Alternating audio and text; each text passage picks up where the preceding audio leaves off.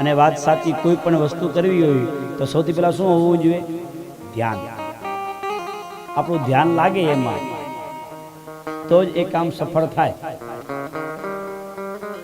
કીધું સવારે લક્ષ્ય એટલે ધ્યાન. જો તમારું એમાં લક્ષ્ય ના હોય, તમારું ધ્યાન ના હોય તો તમને એ કાર્યમાં ક્યારેય સફળતા મળતી નથી.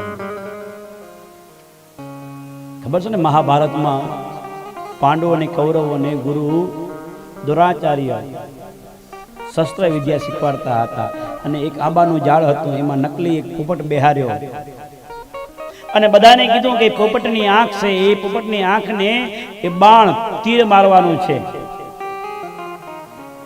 બધાને પૂછવામાં આવ્યો, તને શું દેખાય? કોઈ કે મને આંબો દેખાય, કોઈ કે મને પોપટ દેખાય.